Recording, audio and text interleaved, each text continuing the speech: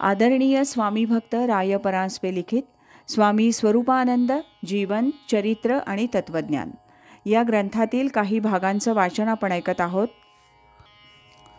आज ऐकूया या ग्रंथातील प्रकरण 18 आठवणी आणि अनुभव याचा भाग 6. आजच्या भागात आपण श्रीयुत श्रीपती पुरुषोत्तम उर्फ श्रीपत बाबू पटवर्धन गणेश गुळ्याचे यांनी लिहिलेली आठवण प्रथम ऐकणार आहोत. सन 1921च्या देशव्यापी असहकार आंदोलनात आपला मुंबईतील माध्यमिक शिक्षण क्रम बंद करून स्वामीजी म्हणजे त्यावेळचे रामभाऊ किंवा आप्पा गोडबोले पावस इथं स्वगृही येऊन राहिले होते.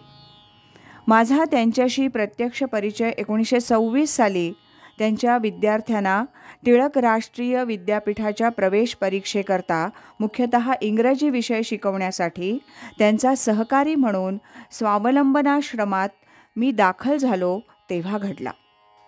अर्थात त्यापूर्वीही रामभाऊंबद्दल मला ऐकून माहिती होतीच. ग्रामजीवन आणि ग्रामसुधारणा याविषयी मला तोपर्यंत काहीच अनुभव नव्हता. त्याबाबत रामभाऊंकडून मला बरंच शिकण्याजोगं होतं. आप्पा रहाट भरू शकतात असं विद्यार्थ्यांकडून मी ऐकलं होतं. त्याचं मला विशेष कौतुक वाटलं. गावातील देवीच्या देवळातील नाटकाच्या कामीही ते बरीच मदत करीत. त्यांनी स्वतः एक नाटक लिहिलं होतं असं विद्यार्थ्यांकडून समजलं. देवळातील नंदादीपासाठी नाटकाच्या श्रोत्यांना त्यांनी एकदा जोरदार अपील केल्याचं आठवतं. ज्ञानेश्वरीचा त्यांचा व्यासंग त्यावेळीही चालू होता. शेजारच्या कुर्धे गावी त्यांनी एकदा गोकुळाष्टमी उत्सवात ज्ञानेश्वरीवर प्रवचन केल्याचं आठवतं. या सर्वच गोष्टींची मला आवड किंवा गोडी नव्हती, पण त्यांचा श्रीकृष्ण मेळा मला फार पसंत पडला. त्यावेळी देवळातून नाच्या पोऱ्याचे उत्सव चालू असत. त्यांना आळा बसावा म्हणून हा सांघिक शिस्तबद्ध गीत नृत्य प्रयोग त्यांनी योजिला असावा. या कामी ते फारच मेहनत आणि पदरचा खर्च करीत असत आणि सर्व संच व्यवस्थित ठाकठीक असे. पावस गावातील हल्लीची बरीच करती पुढारी मंडळी त्यावेळी आप्पांच्या मेळ्यात असत. 1 वर्षांनंतर म्हणजे 1927च्या एप्रिलमध्ये टिळक विद्यापीठाच्या प्रवेश परीक्षेसाठी आपल्या विद्यार्थ्यास घेऊन आप्पा पुण्यास गेले तेव्हापासून त्यांचा माझा संबंध काही काळ तुटला होता.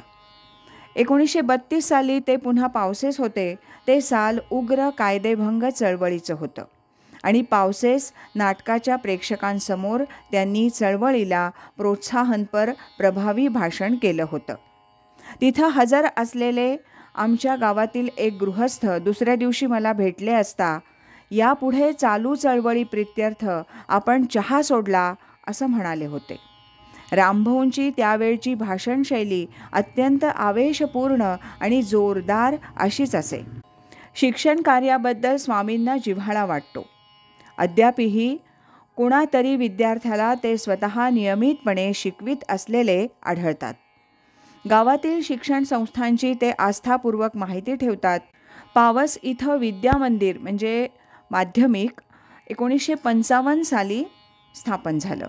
त्या समारंभाला उपस्थित राहून त्यांनी आशीर्वादपर भाषण केलं होतं. तसंच त्यानंतर प्राथमिक शाळेच्या नव्या इमारतीच्या पायाभरणीचा समारंभ त्यांच्याच हस्ते झाला. या समारंभाला अध्यक्ष या नात्यानं मलाही त्यांच्या समवेत वावरता आलं. त्याचा मला विशेष आनंद झाला. श्रीयुत श्रीपती पुरुषोत्तम उर्फ श्रीपत बाबू पटवर्धन गणेश गुळ्याचे यांनी लिहिलेली ही आठवण आपण ऐकली. यानंतर दादर मुंबईचे श्रीयुत ल रा फडके यांनी लिहिलेली आठवण ऐकूया. शुद्ध ज्ञानदानी होसी तू चतुर, तुझा नमस्कार गुरुराया. संसार तमासी होसी तू भास्कर, तुझा नमस्कार गुरुराया. मला कळू लागल्यापासून माझ्या प्रेमळ कष्टाळू मातेच्या धार्मिक वृत्तीमुळं घरी होणारी नित्य नैमित्तिक व्रतवैकल्य, साधू संतांच्या गाठीभेटी, कथा पुराण यांचं श्रवण, वगैरेंनी या मानवी जन्माचं साफल्य लाभावं म्हणून माझ्या जीवाला ओढ लागून आणि त्या दृष्टीनं निरनिराळे प्रयत्न आणि तदनुषंगानं सद्ग्रंथ वाचन आणि त्यांचं श्रवण मनन निदिध्यासन होत होतं. अनेक तीर्थक्षेत्र पाहण्याचा योग आला होता. तसंच 3-3.5 तपांच्या सांसारिक जीवनात ऊन पावसाचे अनुभव घेत होतोच.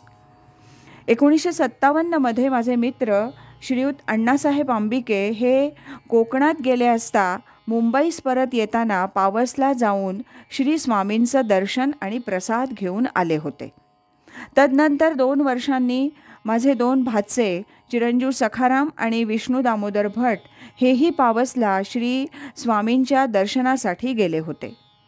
मलाही श्री स्वामींना केव्हा एकदा भेटेन अशी अंतरी ओढ लागून राहिली होती.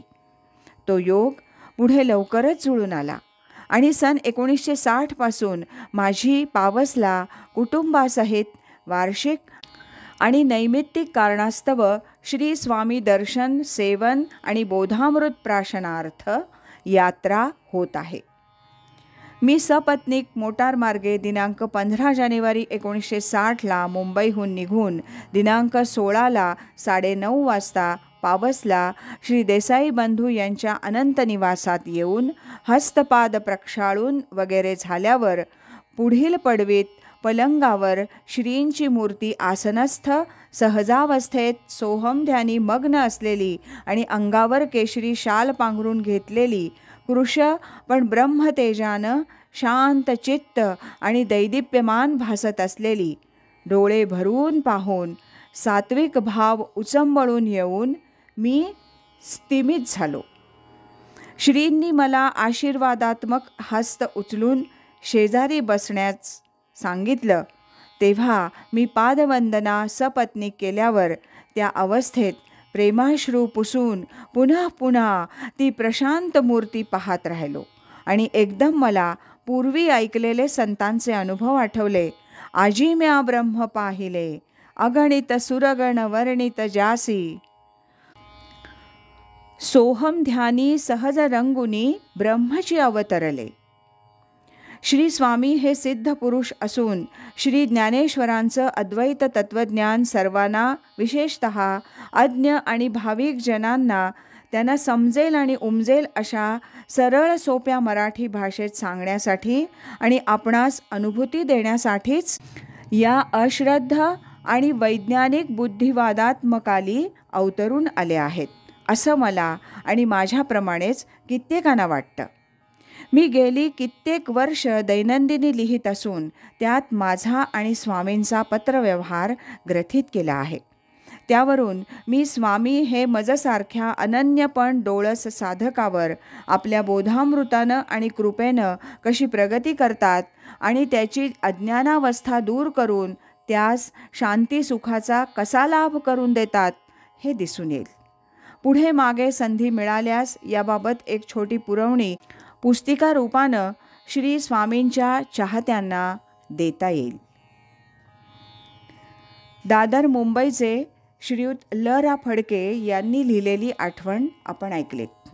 उद्याच्या भागात मुंबईचे वि भा ताम्हनकर यांनी लिहिलेली आठवण आपण ऐकणार आहोत. आज इथेच थांबूया.